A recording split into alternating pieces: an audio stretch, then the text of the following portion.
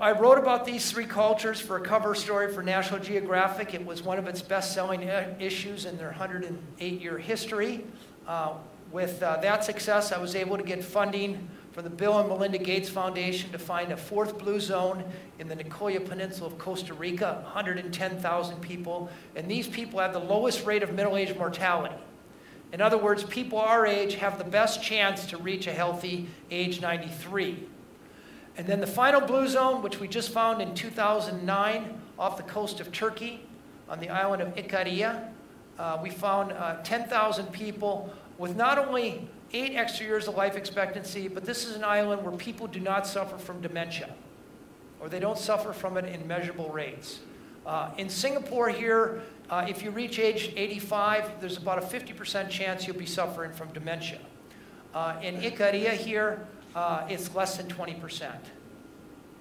This is a tiny remote island, very rugged, the Aegean. It's been overlooked largely by Western civilization until about 1970. They adhere to the Mediterranean diet more strictly than any other place on Earth. So it's a plant-based diet, lots of beans, olive oil.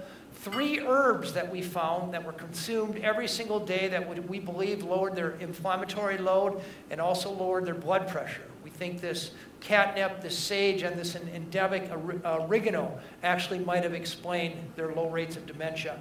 But more importantly, again, it was this notion that older people are valuable. Over 80% of 80-year-olds are still working, not necessarily doing hard jobs, but they're still engaged with their profession, even at age 80, staying active. Physically, they grow most of their own food. I'd like to tell the story of this fellow right here. His name is Stamaitis Moriaitis. And at age 22, he moves to America, gets a job as a painter. Hard worker, he starts making money. He buys a house, a Chevrolet, he marries a Greek-American woman.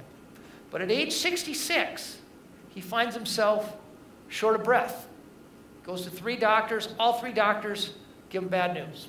You have terminal lung cancer, 6 months to live. So instead of dying in America, he figures, well, I'll go back and die in Ikaria, get buried with my ancestors. He moves back in with his parents.